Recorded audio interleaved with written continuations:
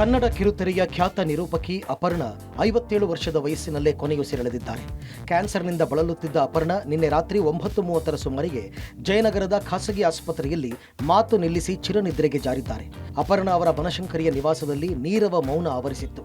ಚಿಕ್ಕಮಗಳೂರಿನ ಪಂಚನಹಳ್ಳಿಯಲ್ಲಿ ಅಪರ್ಣಾ ಜನಿಸಿದ್ದು ಬೆಂಗಳೂರಿನ ಎಂಇಎಸ್ ಕಾಲೇಜಿನಲ್ಲಿ ಪದವಿ ಶಿಕ್ಷಣ ಮುಗಿಸಿದರು.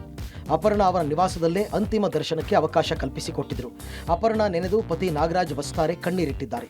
2 ವರ್ಷದ ಹಿಂದೆ ಜುಲೈನಲ್ಲಿ ಶ್ವಾಸಕೋಶ ಕ್ಯಾನ್ಸರ್ ಅಂತ ಗೊತ್ತಾಯಿತು.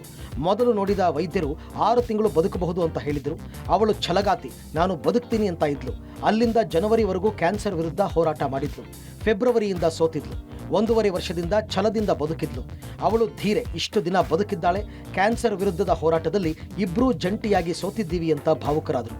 ಅಷ್ಟೇ ಖಾಸಗಿಯಾಗಿ ನಾನು ಅವಳನ್ನು ಬೀಳ್ಕೊಡ ಬಯಸ್ತೇನೆ. 2 ವರ್ಷದ ಹಿಂದೆ ಅಂದರೆ ಇದೇ ಜುಲೈನಲ್ಲಿ ಶ್ವಾಸಕೋಶದ ಕ್ಯಾನ್ಸರ್ ಅಂತ ತಪಾಸಣೆಯಲ್ಲಿ ಗೊತ್ತಾಯಿತು. ಅದಾಗಲೇ 4ನೇ ಹಂತದಲ್ಲಿತ್ತು. ಆದರೆ ಅವಳು ಛಲಗಾತಿ, ಏನಾದರೂ ಮಾಡಿ ನಾನು ಗೆಲ್ತೀನಿ ಅನ್ನುವ ಒಂದು ಛಲ ಇತ್ತು.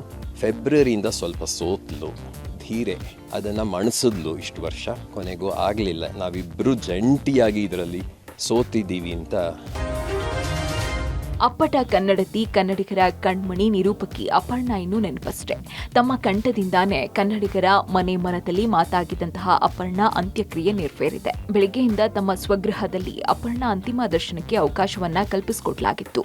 ನೆಚ್ಚಿನ ನಾಯಕಿ ಗೆಳತಿಯ ಅಂತಿಮ ದರ್ಶನವನ್ನ ಗಣ್ಯರು ಪಡ್ಕೊಂಡು ಕಣ್ಣೀರು ಹಾಕಿದ್ರು. ಬಳಿಕ ಬನಶಂಕರಿಯ ಚಿತಾಗಾರಕ್ಕೆ ಅಪರ್ಣಾ ಅವರ ಪಾರ್ಥಿವ ಶರೀರವನ್ನ ಕೊಂಡೊಯ್ಯಲಾಯಿತು. ಕನ್ನಡತಿಗೆ ಪೊಲೀಸ್ ಗೌರವಗಳೊಂದಿಗೆ ಅಂತಿಮ ನಮನ ಸಲ್ಲಿಸಿದ್ರು. ಚಿತಾಗಾರದ ಆವರಣದಲ್ಲಿಯೇ 3 ಸುತ್ತು ಕುಶಲ ತೋಪು ಹಾರಿಸಿ ಗೌರವಾರ್ಪಣೆ ಮಾಡಿದ್ರು. ಇನ್ನು ಬನಶಂಕರಿ ಚಿತಾಗಾರದ ಬಳಿ ಸ್ಮಾರ್ತ ಬ್ರಾಹ್ಮಣ ಸಂಪ್ರದಾಯದಂತೆ ಪತಿ ನಾಗರಾಜ್ ವಸ್ತಾರೆ ಅಂತಿಮ ವಿಧಿವಿಧಾನವನ್ನ ನೆರವೇರಿಸಿದ್ರು. ಕನ್ನಡಿಗರ ಧ್ವನಿಯಾಗಿದ್ದಂತಹ ಅಪರ್ಣಾ ಬದುಕಿನ ಪಯಣ ಮುಗಿಸಿದ್ದಾರೆ. ಆದ್ರೆ ಅವರ ಧ್ವನಿ ಮಾತ್ರ ಜನಮಾನಸದಲ್ಲಿ ಶಾಶ್ವತವಾಗಿರುತ್ತೆ. ಅಚ್ಚ ಕನ್ನಡವನ್ನ ಸ್ವಚ್ಛವಾಗಿ ಮಾತನಾಡ್ತಾ ಇದ್ದ ಅಪರ್ಣಾ ಪ್ರತಿ ಅಕ್ಷರಗಳಿಗೂ ತಮ್ಮ ಧ್ವನಿ ಮೂಲಕವೇ ಭಾವ ತುಂಬುತ್ತಿದ್ದರು. ವೇದಿಕೆಗಳಲ್ಲಿ ಮನೋಜ್ಞ ನಿರೂಪಣೆ ಮೂಲಕವೇ ಖ್ಯಾತಿ ಪಡೆದಿದ್ದರು. ಕನ್ನಡದ ಅಭಿಮಾನದಿಂದಲೇ ಕನ್ನಡಿಗರ ಮನ ಗೆದ್ದಿದ್ರು. 90ರ ದಶಕದಲ್ಲಿ ಕನ್ನಡ ಕಿರುತೆರೆ ನಿರೂಪಕಿಯಾಗಿ ವೇದಿಕೆ ಕಾರ್ಯಕ್ರಮಗಳಲ್ಲಿ ತಮ್ಮದೇ ಶೈಲಿಯಲ್ಲಿ ನಿರೂಪಣೆ ಮಾಡಿದ್ರು. ನಿರೂಪಕಿಯಾಗಿ 3 ದಶಕಗಳವರೆಗೆ ಕನ್ನಡ ಸೇವೆ ಮಾಡಿದ್ದಾರೆ. ನಿರೂಪಣೆ ಮಾತ್ರವಲ್ಲ, ನಟಿಯಾಗಿಯೂ ಅಪರ್ಣಾ ಗುರುತಿಸಿಕೊಂಡಿದ್ರು. ಕಿರುತೆರೆಯಲ್ಲಿ ಮೂಡಲಮನೆ, ಮುಕ್ತ ಧಾರಾವಾಹಿಗಳಲ್ಲಿ ನಟಿಸಿದರು. ವಿವಿಧ ಭಾರತಿ ರೇಡಿಯೋ ಜಾಕಿಯಾಗಿಯೂ ಸೇವೆ ಸಲ್ಲಿಸಿದರು. ಚಂದನ ವಾಹಿನಿಯಲ್ಲಿ ಹಲವು ಕಾರ್ಯಕ್ರಮಗಳ ನಿರೂಪಣೆಯನ್ನ ಮಾಡಿದರು. 2013ರಲ್ಲಿ ಬಿಗ್ ಬಾಸ್ ಕನ್ನಡದ ಮೊದಲ ಸೀಸನ್ನಲ್ಲಿ ಭಾಗಿಯಾಗಿದ್ದರು. 2015ರಲ್ಲಿ ಖಾಸಗಿ ವಾಹಿನಿಯ ಮಜಾ ಟಾಕೀಸ್ನಲ್ಲಿ ವರಲಕ್ಷ್ಮಿ ಪಾತ್ರದಲ್ಲಿ ಅಪರ್ಣಾ ಫೇಮಸ್ ಆಗಿದ್ದರು.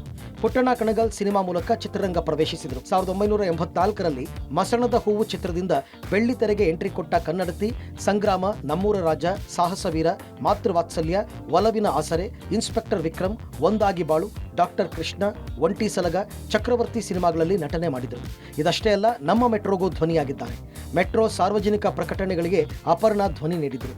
2014ರಲ್ಲಿ ಬೆಂಗಳೂರಿನ ನಮ್ಮ ಮೆಟ್ರೋಗೆ ಪ್ರಯಾಣಿಕರು ಹತ್ತುವ ಮತ್ತು ಇಳಿಯುವ ಬಗ್ಗೆ ಧ್ವನಿ ನೀಡಿದ್ದರು. ಅಪ್ಪಟ ಕನ್ನಡತಿ ಅಪರ್ಣಾ ನಿಧನಕ್ಕೆ ಚಂದನವನವೇ ಕಣ್ಣೀರಿಟ್ಟಿದ್ದಾರೆ. ಹಲವು ಗಣ್ಯರು ಅಪರ್ಣಾ ಅವರ ಅಂತಿಮ ದರ್ಶನವನ್ನ ನಟಿ ತಾರಾ, ಶ್ರೀನಾಥ್, ದೊಡ್ಡಣ್ಣ, ಸೃಜನ್, ಸುಧಾರಾಣಿ, ಸುಧಾ ಬೆಳವಾಡಿ, ತಾರಾ, ಗಿರಿಜಾ ಲೋಕೇಶ್, ಮಂಜುಳಾ ಗುರುರಾಜ್ ಸೇರಿದಂತೆ ಹಲವರು ಪಡೆದರು. ಅಪರ್ಣಾ ಸಾವನ್ನ ನಗುನಗುತ್ತಾ ಸ್ವೀಕರಿಸಿದ್ದಾರೆ. ಆಕೆ ಸ್ನೇಹಜೀವಿ, ಒಳ್ಳೆಯ ನಟಿ ಅಂತ ಹಿರಿಯ ನಟ ದತ್ತಣ್ಣ ಹೇಳಿದರು. ಇಷ್ಟು ಬೇಗ ಆಗಲಿದ್ದು ನೋವು ತಂದಿದೆ ಅಂತ ರಾಘಣ್ಣ ಕಣ್ಣೀರಿಟ್ಟರು. ಕನ್ನಡ ಅಂದರೆ ಅಪರ್ಣಾ, ಅಪರ್ಣಾ ಅಂದರೆ ಕನ್ನಡ.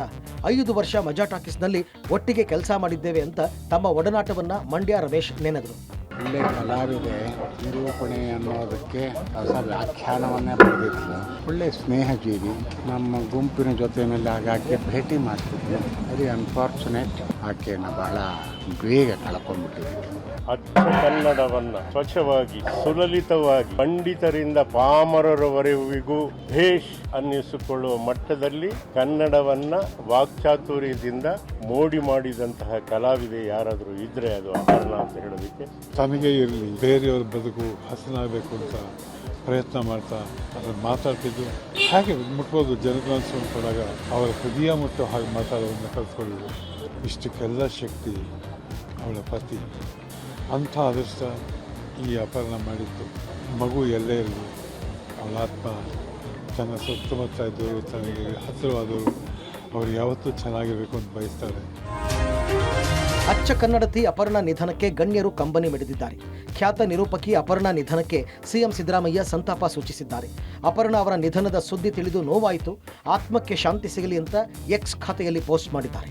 ಸ್ಪಷ್ಟ ಕನ್ನಡದ ಮೂಲಕ ನಿರೂಪಣೆ ಮಾಡಿ ಕನ್ನಡಿಗರ ಮನಗೆದ್ದಿದ್ದ ಖ್ಯಾತ ನಿರೂಪಕಿ ನಟಿ ಶ್ರೀಮತಿ ಅಪರ್ಣಾ ಸಾವಿನ ಸುದ್ದಿ ಕೇಳಿ ಆಘಾತವಾಗಿದೆ ಅಂತ ಡಿಸಿಎಂ ಡಿಕೆ ಶಿವಕುಮಾರ್ ಸಂತಾಪ ಸೂಚಿಸಿದ್ದಾರೆ. ನಿರೂಪಕಿಯಾಗಿ ನಟಿಯಾಗಿ ದಶಕಗಳಿಂದ ದುಡಿದ ಅವರ ಆತ್ಮಕ್ಕೆ ಶಾಂತಿ ಸಿಗಲಿ ಅಂತ ಪೋಸ್ಟ್ ಮಾಡಿದ್ದಾರೆ. ಅಪರ್ಣಾ ಅವರ ಸಾವಿನ ಸುದ್ದಿ ಕೇಳಿ ದುಃಖವಾಯಿತು ಅಂತ ಮಾಜಿ ಸಿಎಂ ಎಚ್ಡಿಕೆ ಕಂಬನಿ ಮಿಡಿದಿದ್ದಾರೆ. ಅನೇಕ ಕಾರ್ಯಕ್ರಮಗಳಲ್ಲಿ ಅವರು ನೆರವೇರಿಸಿಕೊಡ್ತಾ ಇದ್ದ ಅಚ್ಚ ಕನ್ನಡದ ನಿರೂಪಣೆ ಮತ್ತು ಬೆಳ್ಳಿತೆರೆ ಕಿರುತೆರೆಯ ಮೇಲಿನ ಅವರ ಅಭಿನಯ ಯಾವತ್ತಿಗೂ ಚಿರಸ್ಮರಣೀಯ. ಅವರ ನಿರೂಪಣಾ ಶೈಲಿ ವಿಶಿಷ್ಟವಾಗಿತ್ತು. ನೆಲದ ಸೊಗಡಿನ ಪ್ರತಿಭಾವಂತರೊಬ್ಬರು ನಮ್ಮನ್ನು ಅಗಲಿದ್ದಾರೆ ಅಂತ ಕಂಬನಿ ಮಿಡಿದಿದ್ದಾರೆ. ನಿರರ್ಗಳ ಸ್ಪಷ್ಟ ಕನ್ನಡದ ನಿರೂಪಣೆ ಮಾಡಿ ಕನ್ನಡಿಗರ ಮನಗೆದ್ದ ಖ್ಯಾತ ನಿರೂಪಕಿ ಅಪರ್ಣಾ ನಿಧನವು ಕಲಾಲೋಕಕ್ಕೆ ತುಂಬಲಾರದ ನಷ್ಟ ಅಂತ ಸುಮಲತಾ ಅಂಬರೀಶ್ ಎಕ್ಸ್ನಲ್ಲಿ ಪೋಸ್ಟ್ ಮಾಡಿದ್ದಾರೆ. ಮುಡಾ ಹಗರಣದಲ್ಲಿ ಸಿಎಂ ರಾಜೀನಾಮೆಗೆ ಒತ್ತಾಯಿಸಿ ಬಿಜೆಪಿ ಹಮ್ಮಿಕೊಂಡಿದ್ದಂತಹ ಮೈಸೂರು ಚಲೋವನ್ನ ಸರ್ಕಾರ ಹತ್ತಿಕ್ಕುವ ಕೆಲಸ ಮಾಡಿತು. ರಾಜ್ಯಾಧ್ಯಕ್ಷ ವಿಜೇಂದ್ರ ನೇತೃತ್ವದಲ್ಲಿ ಮೈಸೂರು ಚಲೋಗೆ ಹೊರಟಂತಹ ನಾಯಕರನ್ನ ಬಂಧನ ಮಾಡುವ ಮೂಲಕ ಮೈಸೂರು ಚಲೋ ಪ್ರತಿಭಟನೆಗೆ ಪೊಲೀಸರು ಅಡ್ಡಿಪಡಿಸಿದ್ರು. ಇನ್ನು ಮೈಸೂರು ರಸ್ತೆಯ ಕದಂಬ ಹೋಟೆಲ್ನಿಂದ ಮೈಸೂರಿಗೆ ತೆರಳೋದಕ್ಕೆ ವಿಜೇಂದ್ರ ನೇತೃತ್ವದ ಶಾಸಕರ ತಂಡ ಮುಂದಾಯಿತು. ಪೊಲೀಸರು ಅದಕ್ಕೆ ಅನುಮತಿಯನ್ನ ನಿರಾಕರಿಸಿದ್ರು. ಮೈಸೂರು ರಸ್ತೆಯಲ್ಲಿಯೇ ಪೊಲೀಸರು ವಿಜಯೇಂದ್ರ, ಶಾಸಕ ಮುನಿರತ್ನ ಸೇರಿ ಎಲ್ಲರನ್ನ ಬಂಧನ ಮಾಡಿದ್ರು. ಇನ್ನು ಬಂಧನ ಮಾಡುವ ವೇಳೆ ಹೈಡ್ರಾಮಾ ನಡೆಯಿತು. ಪೊಲೀಸರು ಮೈಸೂರಿಗೆ ಹೋಗದಂತೆ ಎಲ್ಲಾ ನಾಯಕರನ್ನ ತಡೆದ್ರು. ಇನ್ನು ಬಂಧನವಾದಂತಹ ನಾಯಕರು ಮತ್ತೆ ಮೈಸೂರು ರಸ್ತೆ ಟೋಲ್ ಬಳಿ ಪ್ರತಿಭಟನೆ ಮಾಡಿದ್ರು.